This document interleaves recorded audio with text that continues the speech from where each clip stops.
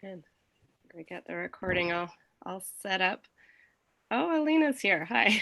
Great. Sorry, and I still need to add you to my iLearn, I think.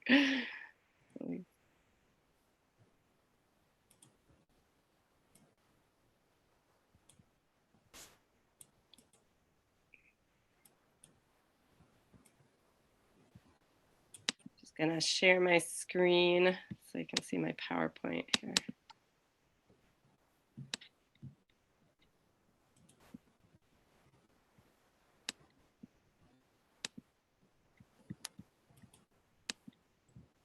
There we go.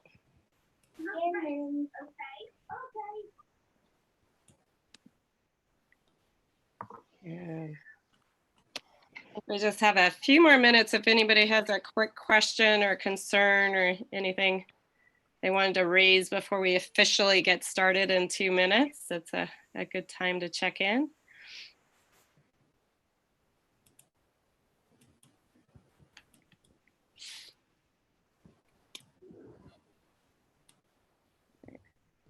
I'm gonna mute everybody just so it's quiet from the beginning.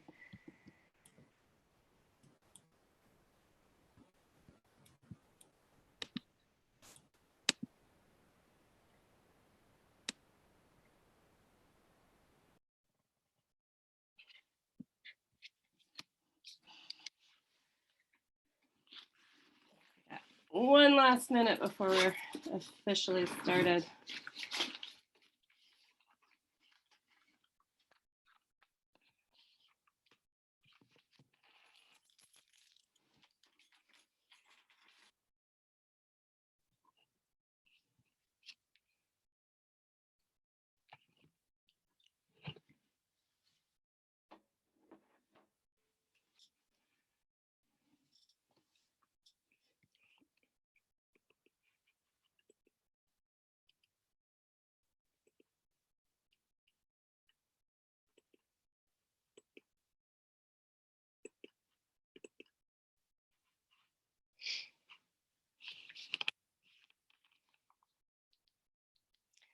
All right, it looks like we're ready to officially begin.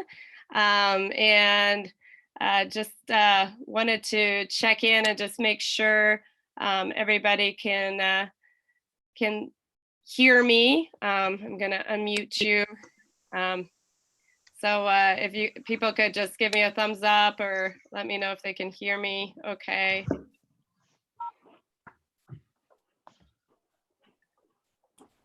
All right, well, hopefully you all can hear me, no problem. So if there's a problem, let me know. So today, let me just go back to that first slide. We're gonna be continuing our discussion of Yeats chapter 2, finish that up, then move on to Kaye Berg's chapters 1 and 2, looking at the US labor market and the quality of work and trends in that, and a few newspaper articles by Telford and Collinson we'll discuss as well. So before we get into all that, I just wanted to say a few words about the upcoming assignments for this class. One of you had asked me about that during office hours, so I just wanted to say something to the full group. The first exam we've got coming up is at the end of week 4, so it's a few weeks away. It's going to be multiple choice. It's going to be online through iLearn. And I'll provide a review sheet for that next week, and we'll be reviewing for it during week 4 to set you up for that. Your first paper assignment isn't due until week 6. It's about 4.5 to 5 pages. I'm still working on the formal prompt from that, but I basically want to have you use that paper to consider the ideas of the readings and how they apply to real life experiences, whether those be your own experiences, those of another person you know, or historical experiences. So there's probably going to be at least 3 topics. One is a topic we'll be getting into today, which is thinking about good jobs versus bad jobs, or the impacts of the coronavirus and how that reveals various structural inequalities in our society. And finally, the third topic we'll be getting into, especially as we get into labor history, is thinking about organizing strategies for organizing workers and thinking about real life campaigns going on and whether they're using inclusive or exclusive strategies, which we'll be talking about in the next few weeks. So just to finish up our discussion of union formation, I just wanted to do a quick review of the National Labor Relations Board procedures for forming a union. This is sort of the formal procedures that have been in place for many years. And formally, if workers are interested in forming a union, they can have a workers' petition. They petition the NLRB for a union election. They must have a minimum of 30% of the bargaining unit must express an interest in a union, and the unit must be deemed appropriate. The big issue here is just making sure that there's no conflicts of interest within the bargaining unit, such as supervisors and workers being in the same unit. And at this point, the employer could recognize the union or consent to a union election. That rarely happens, that the employer just consents to the union at this point. And as I mentioned before, unions typically, even though the minimum threshold is 30%, they typically go for a vast majority of workers signing union authorization cards or expressing an interest in the union. Because once an election's set, they need that majority support to gain collective bargaining rights. So after a union election date is set, the employer can then persuade workers to reject a union, right? And we discussed how they can do that through leafleting the workers, saying all sorts of negative things about unions. They can have one-on-one and group meetings with workers in which they try to dissuade them against voting for a union. That's when you see the most sort of union busting activity happening. The union election itself is held by secret ballot, and that's, in order to protect workers supporting a union. And as I mentioned before, a majority of workers must vote in favor for the union to win collective bargaining rights. And that's 50% of the workers plus one more worker has to vote in favor for the union to win. And if the union loses, but the employer used unfair labor practices, used some of those illegal tactics of union busting, threatening workers with firing them or transferring them or something like that, the union can then petition the NLRB to recognize its union or call another election. And typically the NLRB just simply calls another election. So those are the formal procedures for forming a union, sorry. But then there's sort of the informal things that unions should do to be successful, right? And this is Yates' own assessment in chapter 2, based on the research that he's looked at of sort of successful union campaigns. And he suggests that often the successful union campaigns, first of all, take time to build, right? To build that trust with workers, to build a sense of solidarity among workers. He suggests that for unions to be successful, there really needs to be a strong culture of solidarity based on class consciousness, based on a sense that they share interests with their fellow workers and that they will support each other and back each other up. Finally, Yates suggests that often many successful unions, even though often they're bargaining for higher wages and good benefits, often the successful ones focus on more than just that. They often focus on non-material issues that are also deep in the hearts of many workers, including things like dignity, respect on the job, discrimination, fairness, and service quality. He suggests that those kinds of issues are very, very important to many workers, and often unions that appeal to those concerns tend to be very successful. Uh, Yates also reviews research by Bronfenbrenner and Jurovich, who also looked at union election campaigns and which tactics sort of worked to lead to winning union elections. And they suggest there were 5 characteristics found among successful union election campaigns. They suggest, first of all, there was usually formation of an organizing committee of workers. So not just the staff coming in from the outside, but workers themselves forming organizing committee and getting workers actively involved. The union activists also engage in house calling. As we mentioned, union staff that don't work at a workplace are usually not allowed to come onto the workplace to organize. So much of the organizing has to happen in the community, and sometimes it's door to door and just talking to workers individually. Uh, Third, Bronfenbrenner and Jurovich find that having both mass, that is large, and small group meetings makes a difference. That for unions to really coalesce and get that strong sense of solidarity, to get workers actively involved, you need some large gatherings to show that they're not alone, that people that support the union are not alone. So those mass gatherings are important, those big gatherings, maybe with very inspiring speakers and so forth. But they suggest that they shouldn't just do mass meetings. They also need to do smaller meetings in which union representatives can really listen to the workers, and where the workers can maybe gain leadership and leadership skills. They can build that grassroots leadership and really listen to what the workers are most concerned about, what's coming up in the course of this union election, maybe what kind of union busting is happening and how to counter it, etc. Fourth, Bronfenbrenner and Jurovich suggest that solidarity days are also very important for building that strong culture of solidarity that's so important for a successful union campaign. So a solidarity campaign day might be a day where people just wear a union button, just to sort of say, hey, I support the union, or a union t-shirt on the job.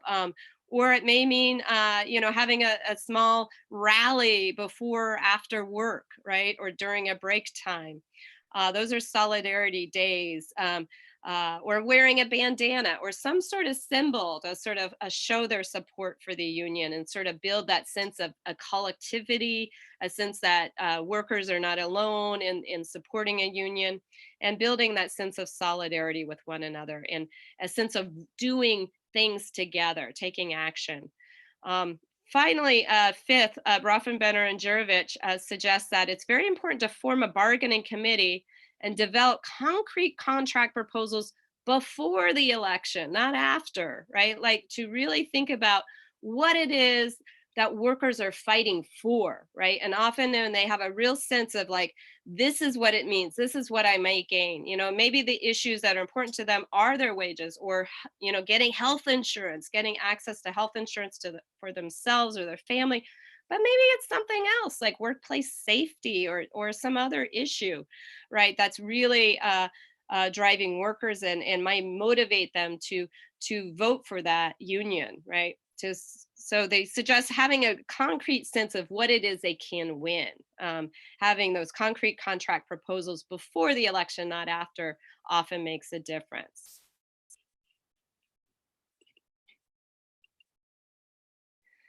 So I want to pause and reflect, and I'm going to show you a brief film clip.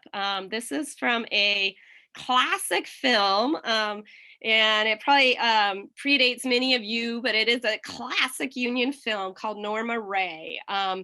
And I'm just going to show you just a brief 2-minute clip from this film. But I want to give you a bit of background before I show it. And then I want you to be discussing some of these questions here. So I want you to keep them in mind as you watch it. But just a little bit of background. This film, which was an Oscar award-winning film, is based on a real unionization campaign that took place among textile workers in North Carolina in the 1970s. And as we mentioned, union density in the South is really low. Employers have been very, very hostile to unions. And that was the case for the workers in this textile plant. They faced enormous employer hostility, and there was rounds of attempts to organize them into unions, and union activists got fired. Norma Ray in this film is a depiction of Crystal Lee Sutton, who is a real live textile worker activist. She was the real Norma Ray. And she herself was fired for her union activities, which the film depicts in this film, her sort of last stand and her getting fired, etc. So this is based on a real life union campaign that took place in North Carolina in 1970s. And so the 2-minute clip I'm going to show you is a small house meeting, right? That Yates says is so important, and that research suggests is so important for having not just the big mass meetings with the inspirational speakers, but these smaller house meetings, group meetings among workers. So it shows you the worker meeting that took place. And as you're listening to the workers, I want you to think about what kinds of concerns are they raising, right? And does this sort of go along with Yates' argument that it's not just wages and material issues that workers are concerned with? I want you to sort of think, as if you're a union organizer, like if you were listening in on this meeting, what kinds of demands, right, might the workers make to address the concerns they're raising, right? If they wanted to form a bargaining committee and think about the concrete demands that they want to see in their union contract, what kinds of demands might they include in that, in thinking about their demands as a union? And then finally, I want you to think about whether or not the concerns raised there sort of resonate with issues maybe on your own worst job that you've ever had, and if you wanted to ever kind of improve things on the job for your own worst job, whatever job that was, what kinds of demands would you be making if you could form a union or a bargaining committee to address them? So that's things I want you to kind of think about as you watch this film clip. So I'm going to stop sharing just for a minute, and I want to pull up this film clip, and then I'll share the screen, I hope.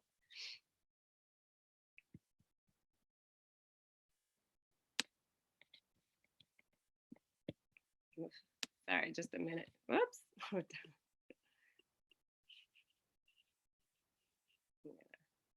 In the show there, sorry.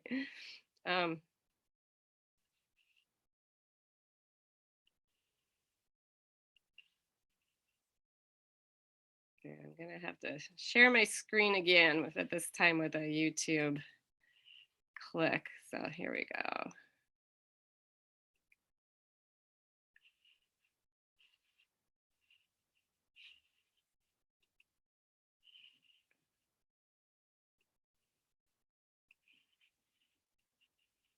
All right.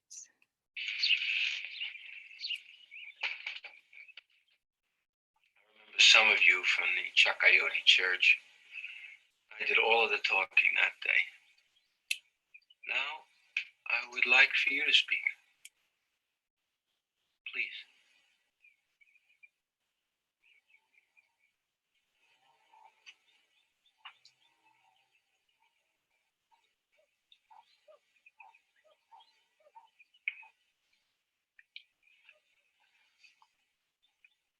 A man's work should be a man's work,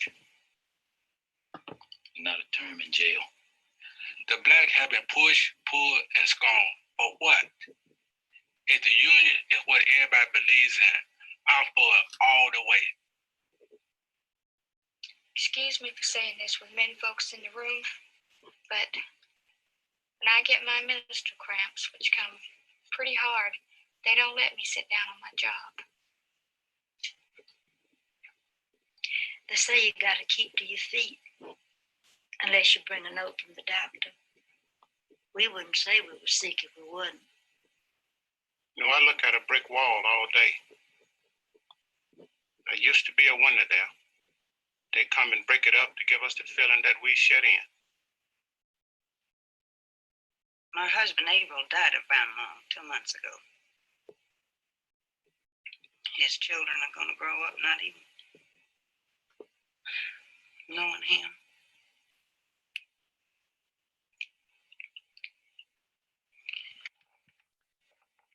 I got all his clothes if someone could use them.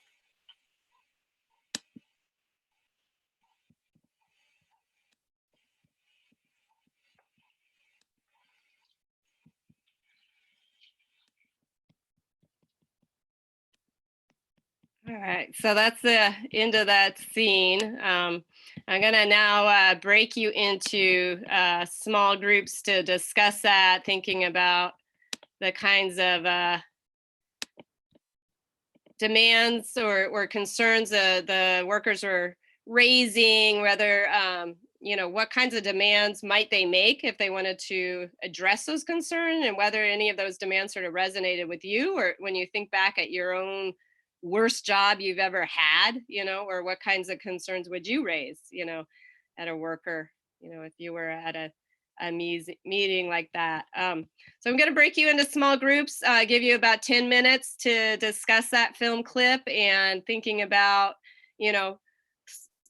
workers' concerns and demands. So I'm going to put you in smaller groups this time, give you 10 minutes. So 4 to 5 participants per room to talk about that for 10 minutes, and then we'll come back as a group. And I'm going to unmute you all too. All right, there you go.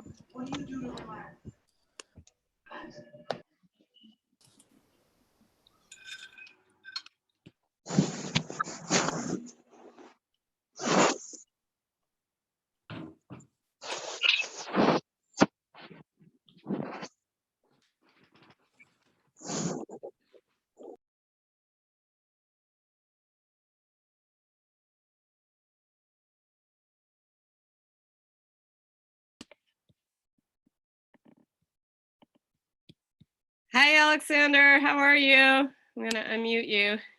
You can. Oh, you're gone. Now just pause the recording.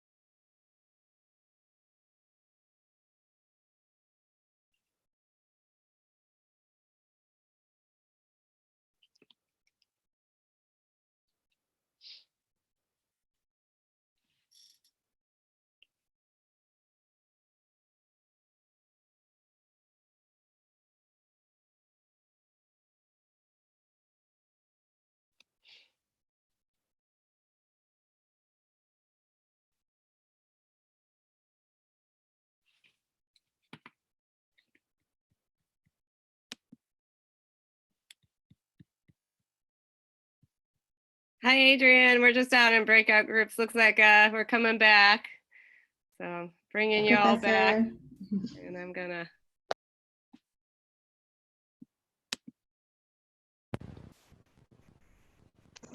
I think our recording's back on too, I hope.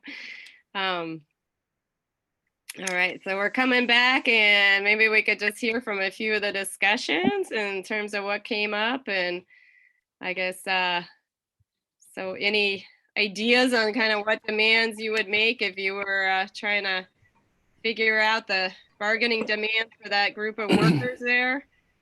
And do you feel like they were talking about material concerns like wages and so forth, or were there non-material concerns that were also coming up? And if so, what?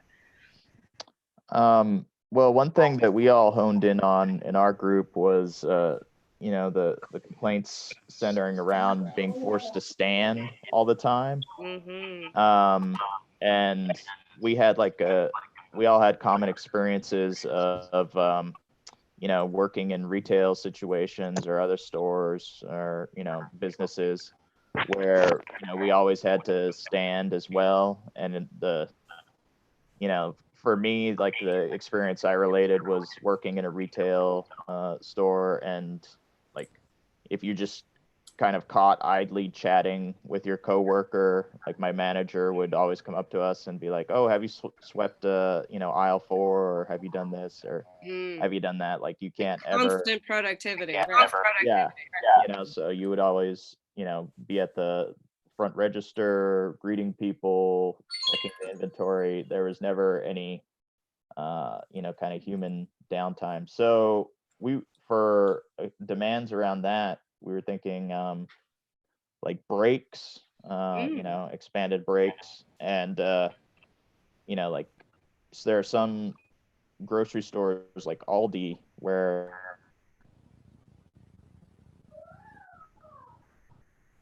Oh dear, it looks like looks like it got frozen. The internet maybe got in the way.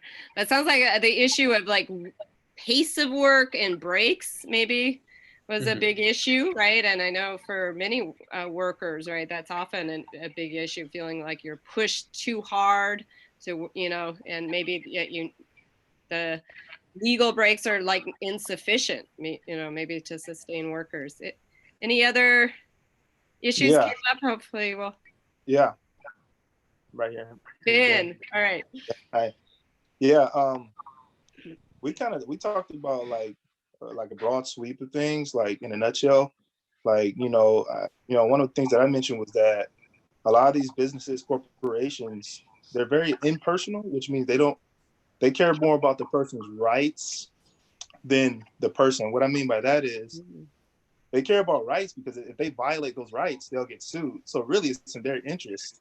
But my point is, if you go back to when they used to have children working, and then they had to put laws on that, you know, so it's really about profit, not really, because, you know, it's not really about, like you said, somebody could be chatting for a couple minutes and, oh, have you swept, or oh, have you done this?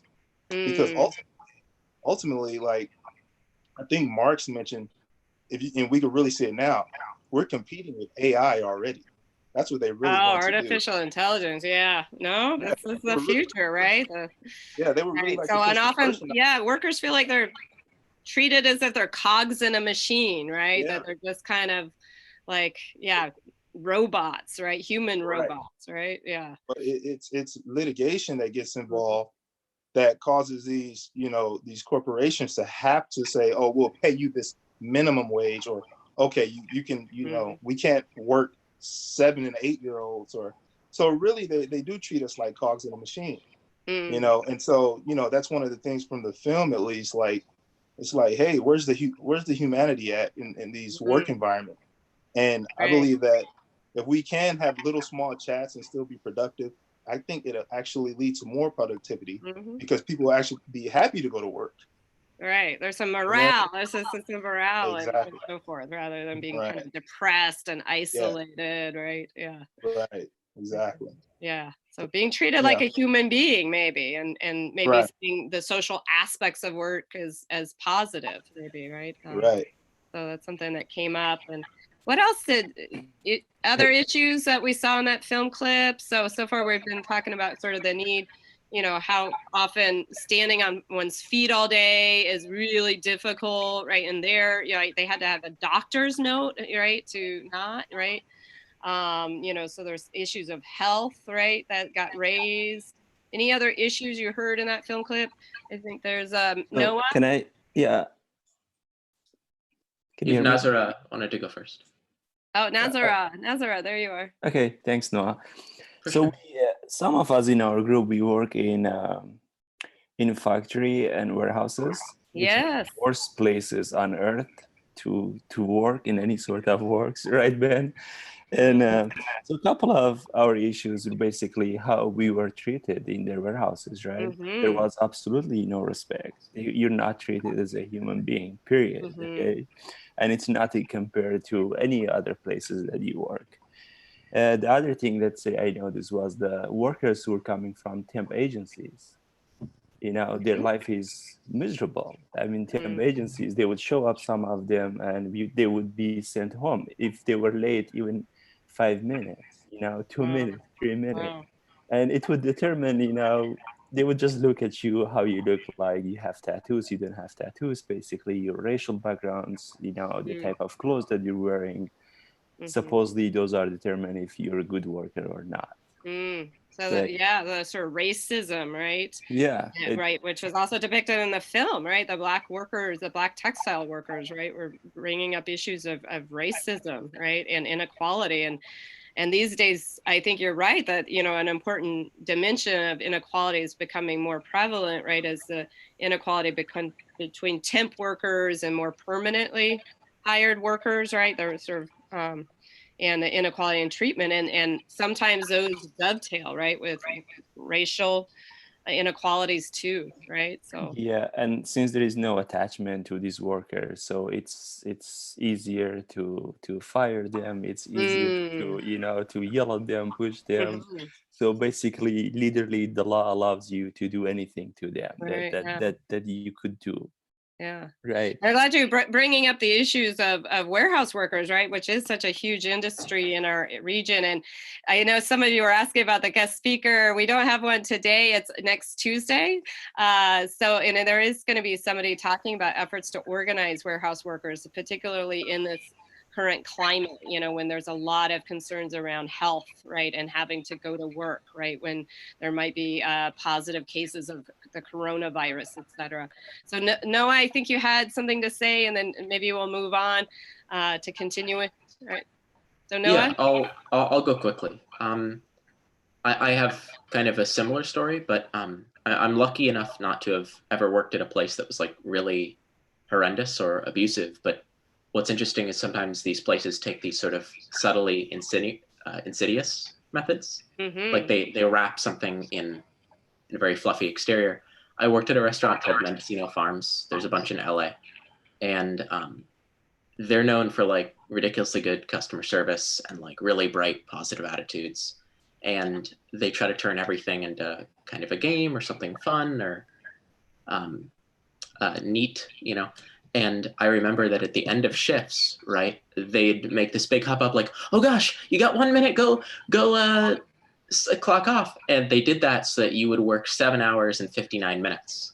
But they made it like a fun, silly thing, like, oh gosh, you run to the computer, you only got a minute. Similarly, they would try to dissuade 10-minute breaks by going like, oh, we don't need that here because like we're all chums and it's nice to like stay in each other's midst, and it's awkward to go off by yourself for 10 minutes, So they didn't use like a closed hand, they used like an open palm to do their.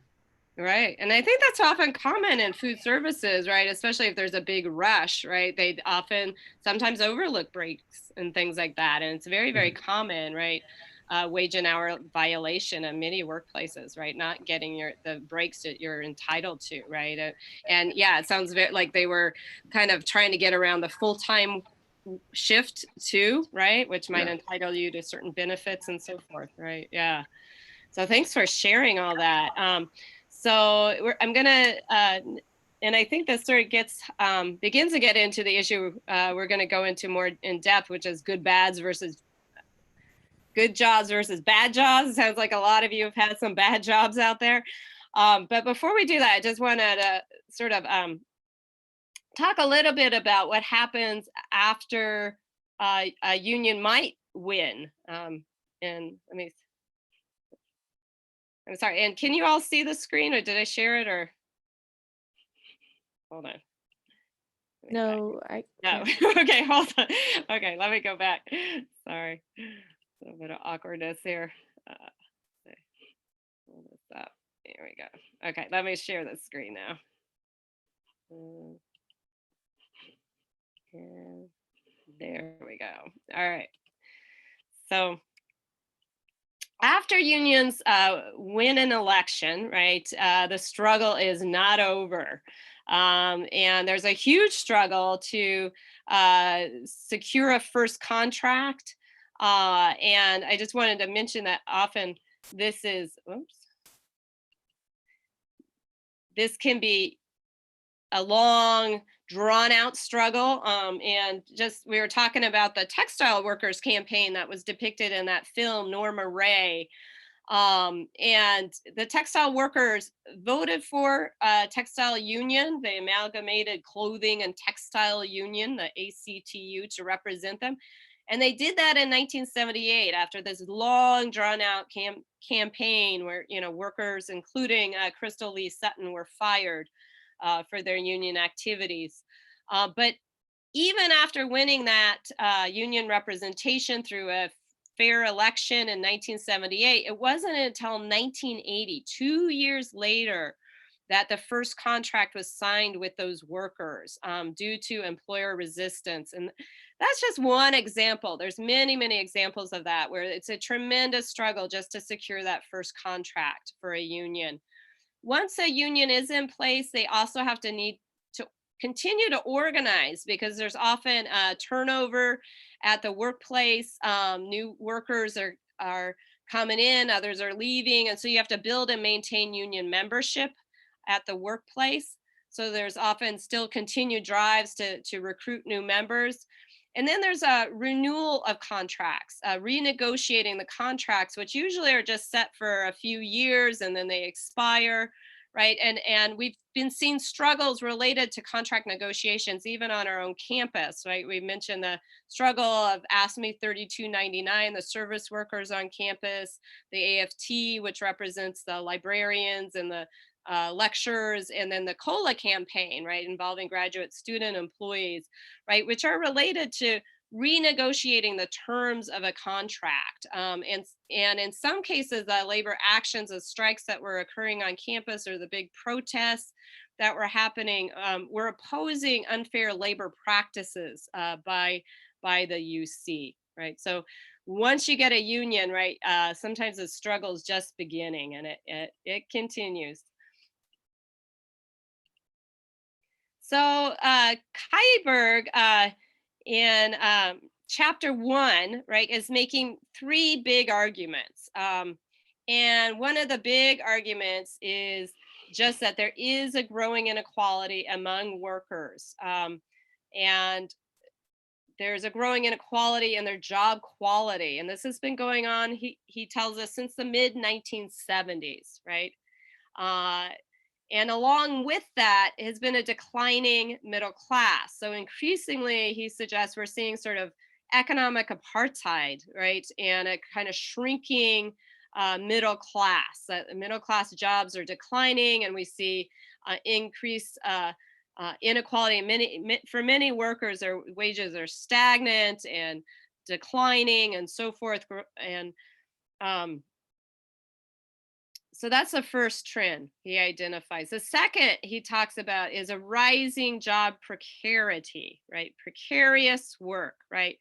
And by precarious work, he's talking about insecure or flexible work, right? And usually that flexibility is flexibility for the employer, not for the worker, right? So there's rising insecure work that we've been seeing, the rise of the gig economy. We've been seeing the rise of contingent workers. We've seen the rise of part-time workers and the rising use of temp workers and independent contractors and so forth, right? And this trend, as he tells us, again, has been sort of ongoing since the mid 1970s, and we've really seen sort of spikes in it lately. Third, he suggests these two long-term trends are largely due to structural factors, especially macroeconomic changes, deregulation, right? And a decline in union density, the decline in union membership rates. Like fewer workers belong to a union, right, than they used to. And this has been going on, as we mentioned, since the 1950s, right? It used to be in 1954, 1 out of 3 workers belonged to a union, right? And now we've got it down to about 10% nationally, right? 15% in our own state.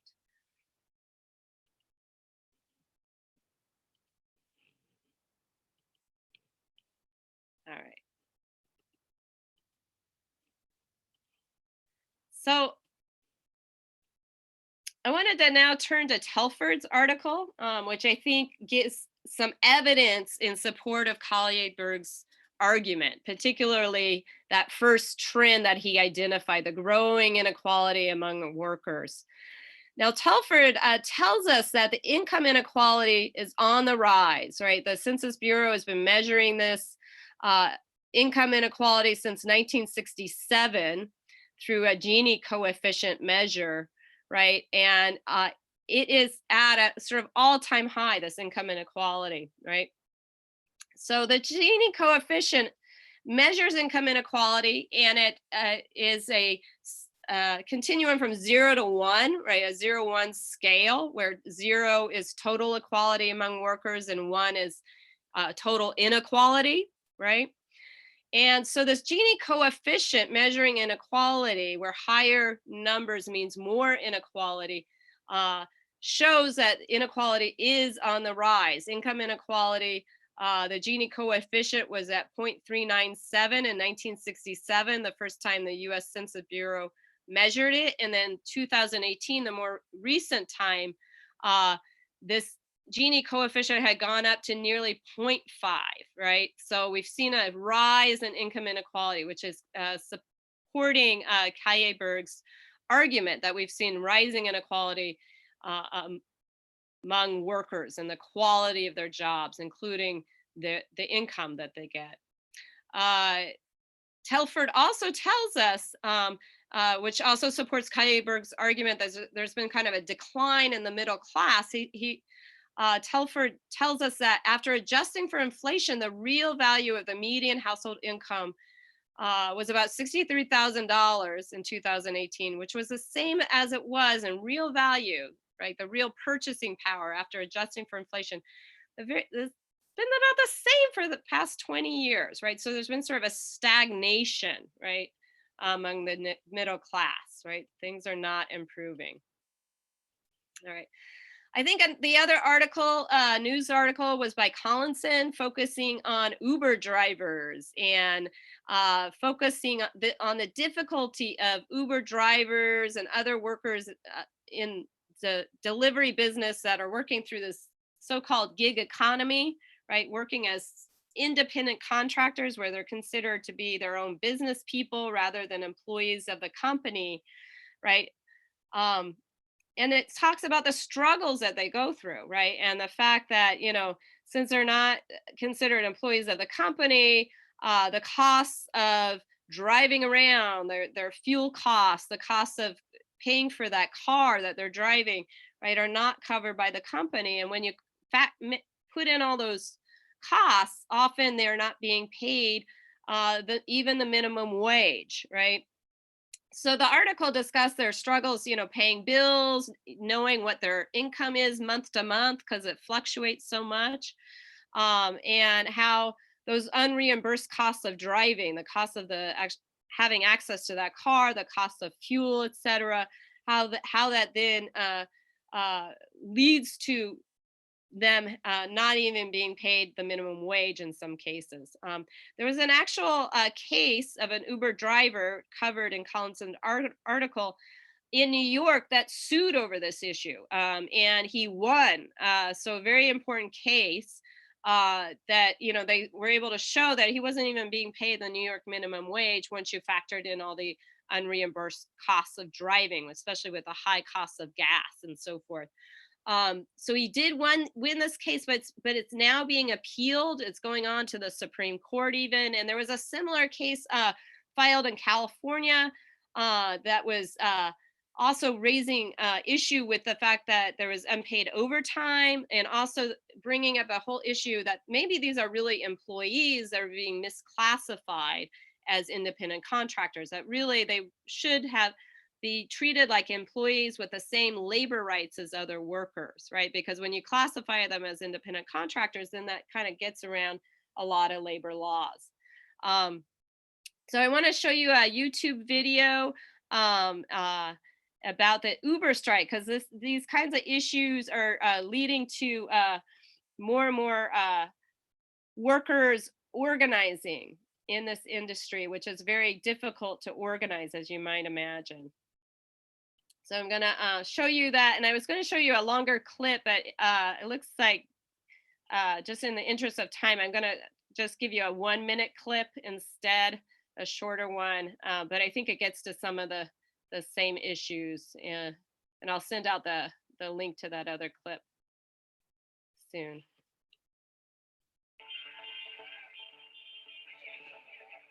Sorry, whoops, let me share the screen again, sorry. Oh, it is.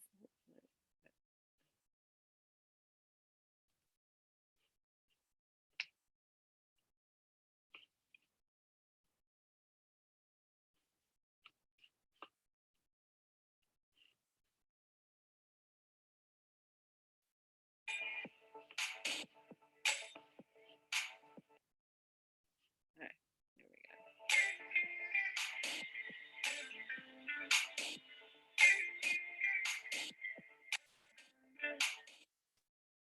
Sorry about that. I'm just trying to get the thing on the bigger screen.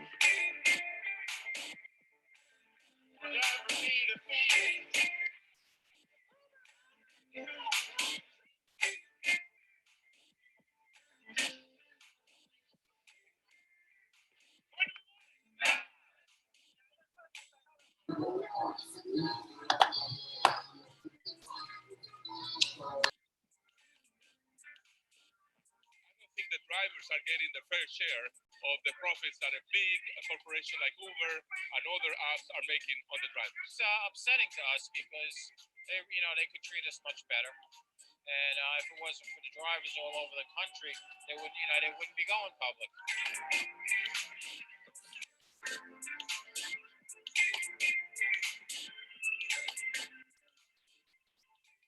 Okay. That's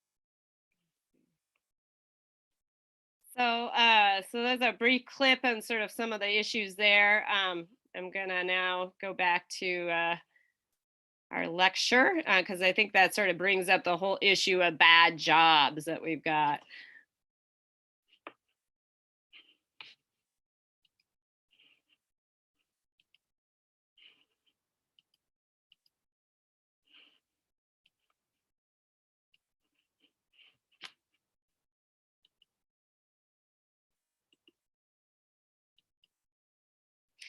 So what's a job, first of all, right? Kylie Berg tells us it's a specific set of tasks that people do for a living, whether it's Uber driving, right, or doing retail. Job quality, he tells us, is multidimensional. It's both economic and non-economic. The economic qualities include wages, your earnings, your benefits, right, the chance to earn more, etc., and move up. The non-economic refer to, for Kylie Berg, mainly control or autonomy at work. So Kylie Berg tells us that there are 5 main characteristics of job quality. I want us to think about this, whether you agree that these are the 5 main characteristics, or maybe Kylie Berg missed something. I don't know. That's important for workers to consider too. So for him, a good job is one in which you can earn good wages. There's relatively high earnings and an opportunity to increase those earnings over time. For bad jobs, you're stuck with low wages and there's little or no opportunity to increase those earnings. If you get a raise at all, it's just very, very small, hardly anything, right? The second characteristic he brings up are access to benefits, or what some people call fringe benefits, right? Which includes things like health insurance, access to retirement pensions, right? That you can retire on, but sometimes it's also including paid time off, right? For taking care of your family, for going on vacation and things like that. Third, he suggests the main characteristic is opportunities for autonomy or in control. So, whoops. And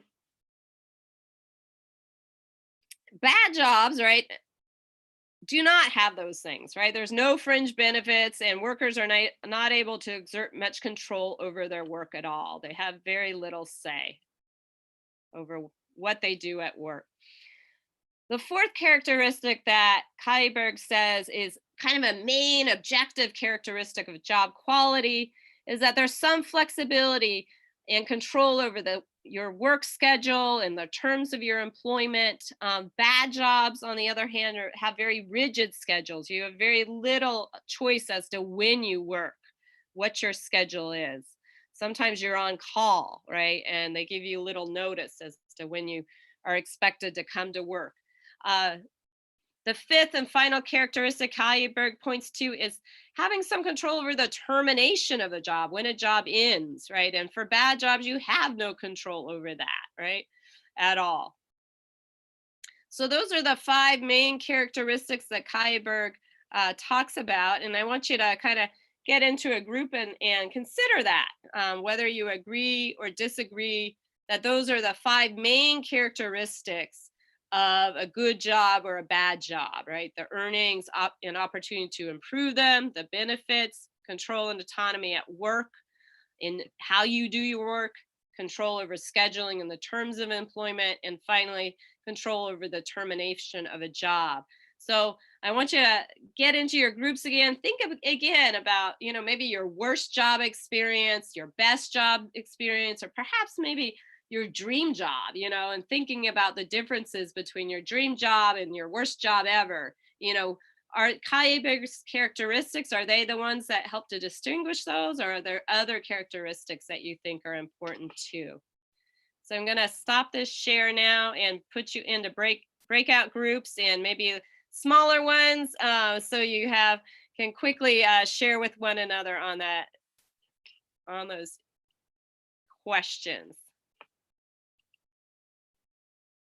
So I'm just going to give you probably just five minutes to reflect on that, and then we'll hear back from some of your groups.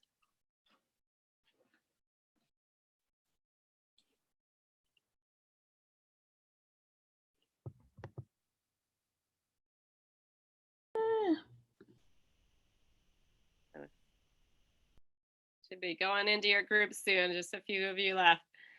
I'll put a timer on it.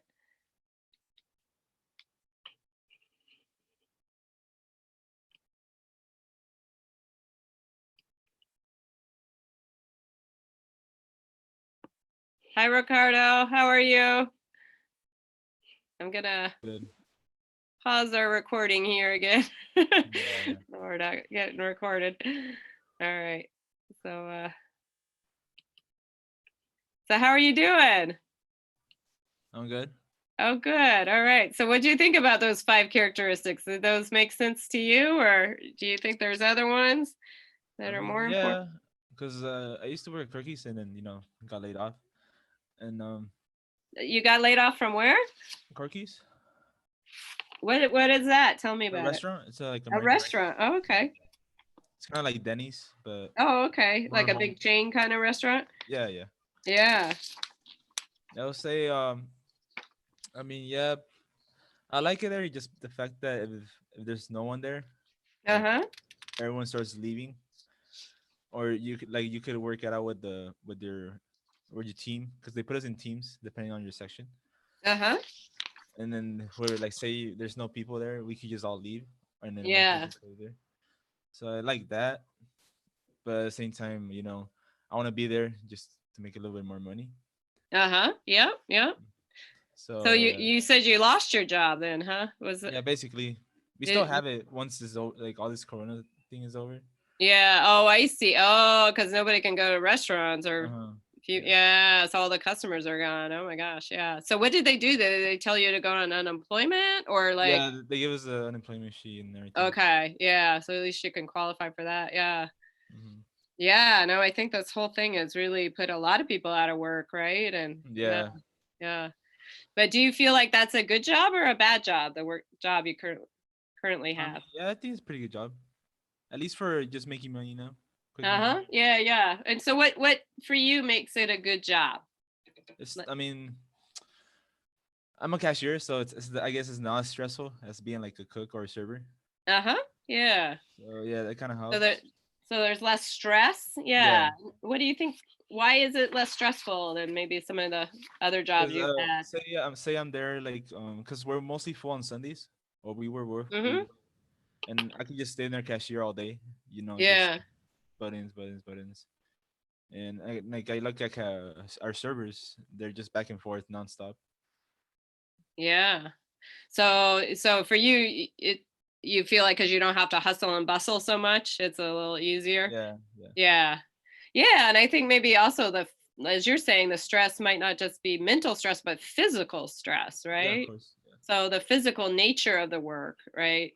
And maybe that's something that Kaiberg kind of didn't quite focus on, right? Is like maybe the physical toll or the health and safety of your job. Oh, hi, Yvonne. Hi, sorry. Oh, that's okay. Yeah, we're just talking about good and bad jobs. And I don't know if you saw the earlier part about kind of the characteristics of good and bad jobs or. I saw some of it. Sorry, I had to go pick up my daughter's Chromebook, so I was in the car trying to. Oh gosh. Oh yeah.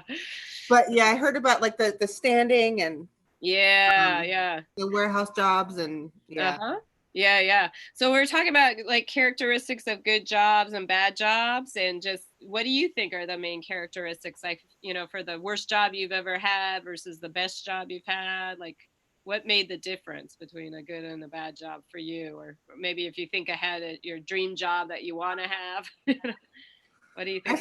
I've had some terrible jobs. Like, I mean, all retail jobs are bad jobs, even the ones that pay well. Which are few and far between. But and what makes them bad? Yeah, the scheduling, like there's no room for an actual life because you're at their whim. They could do that thing where you close one night and open the next, and they're low wage. Call centers. I worked in call centers, and there's so much surveillance. There's no autonomy. With any of these jobs, really. Right. Yeah, and I think that Kaiberg talks about sort of autonomy at work, that's a whole other dimension, like privacy, right? And, I think if you have more autonomy, you're not being like surveilled all the time, right? Yeah. Yep. Yeah. So it maybe gets into what he means by work autonomy, right? And whether or not you're autonomous or somebody's looking over your shoulder all the time, right? Yeah. That's important. And Ricardo is bringing up the whole issue of like, whether the job is like physically stressful might make a difference, which may be something that Kaiberg didn't talk about. He's kind of mainly emphasizing access to good wages and benefit, and then autonomy at work, which you were mentioning. But, maybe he missed something in that. Some workers, they, it takes a real physical toll on their bodies, right? So. Yeah.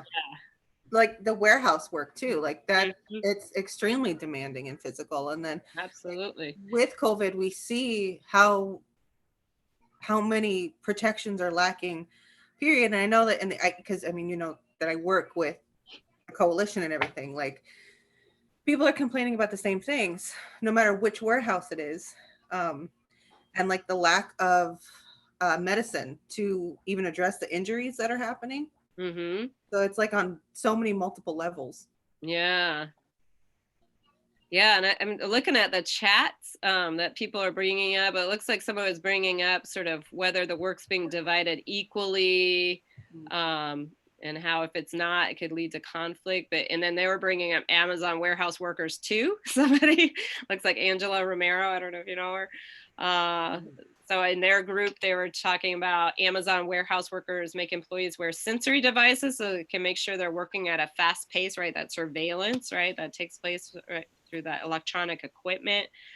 And Angela says, I believe this should be removed because sometimes women still go to work, although they are experiencing pain from their menstrual cycle, so that they could be potentially fired for not working fast enough, even though they still went to work, right? So that issue that was brought up in the film, right? Sounds like it's still going on.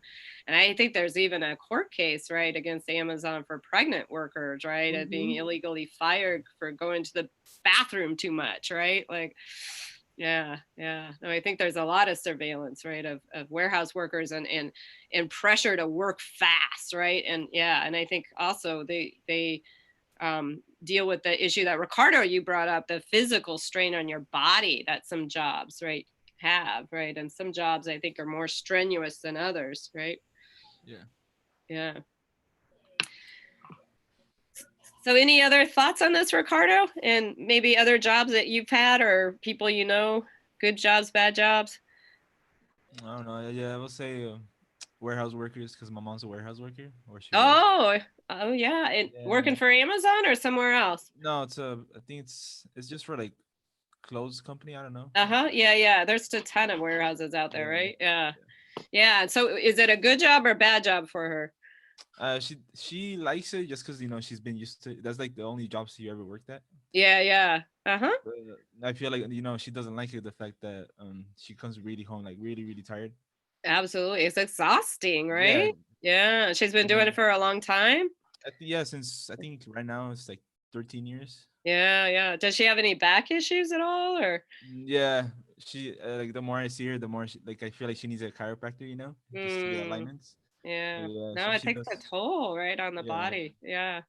And it looks like Adrian's with us. Adrian, do you want to add to this? Looks like you're on mute, but you can unmute yourself if you want. And I just started listening into your guys's because our group wasn't contributing too much. So. Oh no. Okay, so you can leave the group. Okay. It looks like somebody else. It looks like some more folks. Maybe I should close out the groups then we can hear back from the whole group. Yeah, I think we're kind of maybe we went a little extra because our discussion was getting really good.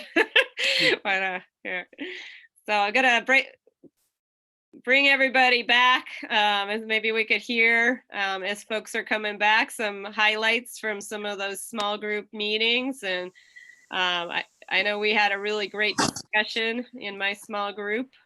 I know one of the things that we were mentioning is that everybody is kind of in search of the same benefits, high paying jobs.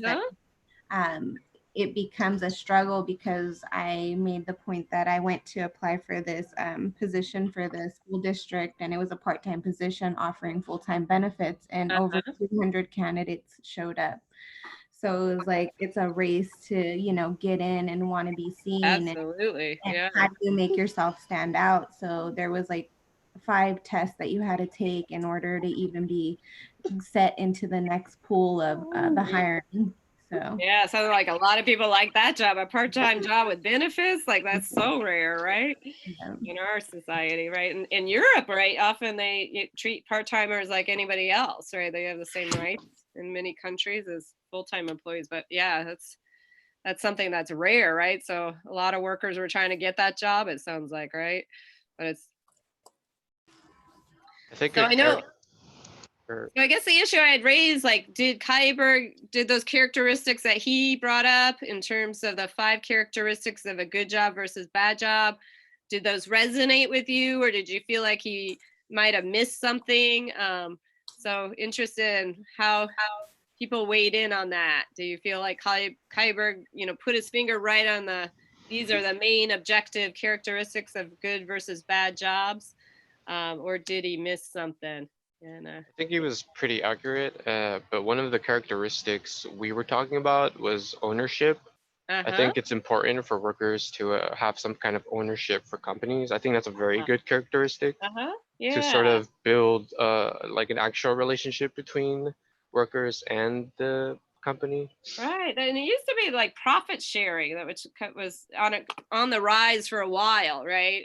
It's sort of a way of doing that, right? It's becoming more rare these days, right?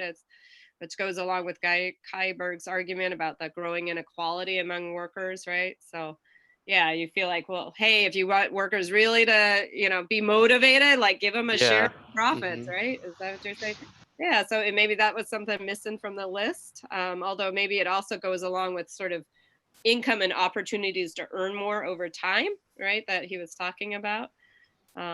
But maybe you're saying it's more than just income. Maybe you need a share of the profit too. All right.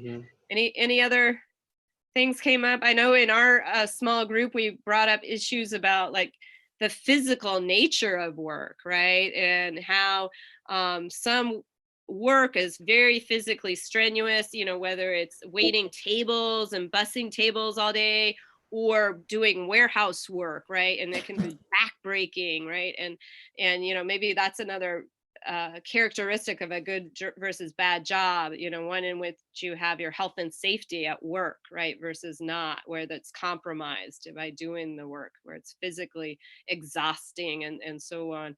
Any other issues came up in small groups? Yeah, actually, maybe not like one of the main things, right? But definitely a considerable factor could be like either the length of the commute, and whether that the cost of the commute, like for gas money, for example, is Absolutely, right? Which could cut into your wages, right? If you Yeah, have to have a long commute to get to work, yeah. Yeah, and even if it doesn't cut into your wages too much, like you shouldn't be having to sit upwards of more than 2 hours a day just sitting in your car. Yeah. No, and I think that's a real It's bad issue, for your health especially in too. the IE, right? And Yeah. and because a lot of the good jobs are not in the IE, right? They're often in Orange County and LA, and workers have to drive for hours, right? Especially in that rush hour traffic, right? So Yeah. I'm glad you brought that up. And maybe it's not something the employers really control, but maybe it's something to think about for the regional economy, right? In terms of where jobs are located, and maybe there needs to be more good jobs out here, right? So workers don't have to commute quite so long. Yeah, Dr. Reed. Yes. I'll say Yes? really quick too, in our group discussion, one of the participants mentioned, because we talked about autonomy. Yes. And we talked with scheduling with its students. So we have a job. Absolutely. Yeah, they don't want to be flexible with students to, be able to go to school and work. But it would be smarter to let those students go to college, get their credentials, because even though those students that work at, say, McDonald's today, they will leave once they get their degree, but they will become customers, and McDonald's will still get a profit. So it's kind of like a big circle, right? Like you allow flexibility with, say, a student, let them go to school, get their credentials, and that person will end up putting money back into the economy, into that business, and they still profit, they still win. But a lot of these jobs don't offer the flexibility of scheduling. And Right. that's a big issue. And that's when Kaiberg was on one of the characteristics Kaiberg was pointing to. Yeah. And that came up in our small group too, especially for retail workers, right? They have very little say over their schedules often, right? And there's been some proposals to kind of change the law around that, making employers, so they can't just change your schedule up all the time, or and as you're saying, it's a big real issue for student workers, right? Being able to go to your classes, have time during midterm season and so forth to study and get your assignments done, and or for parents, and I hear some kids in the background, right? Oh yeah. That dealing with family issues, right? Whether it's older relatives you've got, you have to help take them to medical appointments, or you got kids you got to pick up and take care of, right? So yeah, that scheduling flexibility can be very important, right, for student workers, parent workers, and student parent workers, right? So yeah, I think that's a very important point. So I'm gonna share the screen again if I can. Let me see. Yeah. Okay. So So Kyeburg suggests that we're seeing rising inequality. Sorry, I'm trying to close this out. Sorry.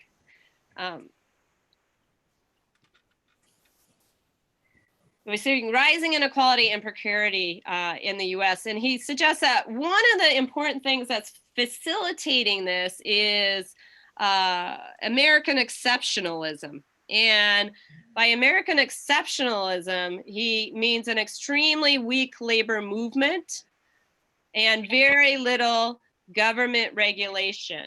Many countries, especially in Western Europe, have universal welfare benefits that all people get. For example, if you have a kid, you get a universal child payment that you get, right? Just for having a kid, to help raise that kid and so forth. Those kinds of universal welfare programs are not what we have, right? We have got means tested, very stingy welfare programs. Very few people qualify for them. You have to have a very low income.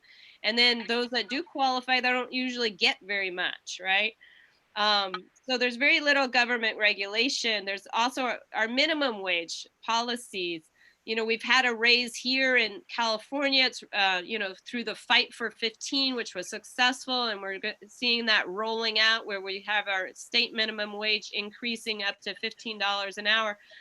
But nationwide, right, the minimum wage is still very, very low, right?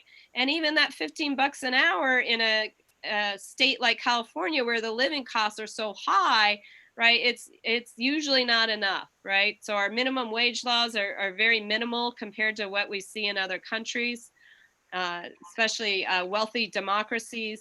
And sorry, this is just my reminder, we're getting up on the last 5 minutes of class. And there's very few work support, such as paid family or sick leave, that we see in other countries. We don't have a national health care plan either, right? And so forth. So the US is part of what Kyeburg and other scholars call a liberal market economy. And countries like ours, including Great Britain and Australia, have very little government and very little union intervention in the labor market, right? Our union density is very, very low, especially compared to countries like Denmark, you know, where it's much higher. In other countries like Denmark and France, Kyeburg points out, they have what he calls inclusive labor market institutions. These include centralized and solidaristic collective bargaining, and strong minimum wage laws. Their minimum wages are higher than what we have here. They've got much more universal welfare programs that everybody is eligible for, whether you're middle class or working class, whatever your income is, everybody has access to those benefits. And they're much more generous. They provide, you know, paid sick leave and so forth, things that we lack here in the United States. And they have many more worker rights and worker protections on the job, right? Unions are more prevalent, and they also have stronger political influence too, right? Which has shaped the labor laws in ways that benefit workers. So Telford's article, again, I just want to go back to that news article because I think it backs up this point that Kyeburg is making, and that these kinds of policies make a difference, right? And Telford, he suggests that what we've been seeing is rising income inequality. It's currently, if you measure it through the Gini coefficient, it's at 0.485, right? It's been increasing over time, and that's the measure in 2018 in the US, but no European country in 2018 was above 0.38, right? It's a lower number, meaning less inequality, right? So those kinds of solidaristic policies that other countries have do tend to reduce inequality among workers, right? So I don't know if we have time to get through all of this, so it'll be real fast, but I'll just say that we're going to continue to talk about these issues later on in the quarter in more depth. But Kaiberg suggests this rising inequality among workers and precarity is due to structural factors. The three main ones are macroeconomic changes, deregulation of the labor market, and a decline in unions, right? These changes, he suggests, led to a decline in what was known as the social contract that we had in the post-World War II period between the 1940s, late 1940s, and through the mid 1970s. Some people called that the Capital Labor Accord, which was a kind of an agreement providing workers with good jobs, often union jobs that paid relatively good, that were stable, secure jobs, that had good benefits, and so forth. And in exchange, workers, would have the labor peace. There was less labor unrest, right? They could just negotiate better contracts, and use that system of collective bargaining to improve their employment terms. And the higher density, which at one point in our country, right, 1954, is that 1 out of 3 workers belonged to a union, where you had that higher union density, right? Then employers, other non-union employers, were, offering better terms for their employees, right? But as Kaiberg points out, and I'll just keep this very brief, right? We've seen these 3 major trends, which has led to a decline in that social contract, an erosion of it, right? And those 3 main changes are big macroeconomic changes, including economic globalization, deregulation, and the decline in unions, right? Those macroeconomic changes include globalization, but they also include several other things. Some of you have been mentioning automation, right? And that's certainly one of those. It looks like we're out of time, so I'm going to end there. Thank you all, but I do have office hours, so if anybody wants to stick around, you're more than welcome to stick around to continue discussing these issues. And thank you for your chats. And I did want to mention next week we do have a guest speaker. I know some of you are excited about that, but we'll be having somebody talking about efforts to organize in the warehouse industry, and they're just the beginning. We're going to bring out some more guest speakers in this class to talk about the issues and bring them home. So you're welcome to stick around for office hours, but this ends the lecture for those of you that do have to go. Have a great day, everybody. Yeah, have a good day, everyone. See ya. Good discussion and good chat. Sorry I didn't have a chance to read it all out there, but some really good input from participants.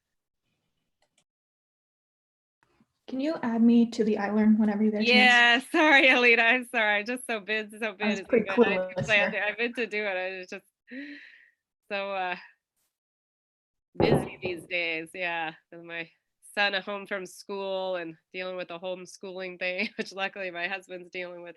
And he's on spring break this week, thank goodness. It's been really hectic. But yeah, I will do that right after, or maybe if it slows down.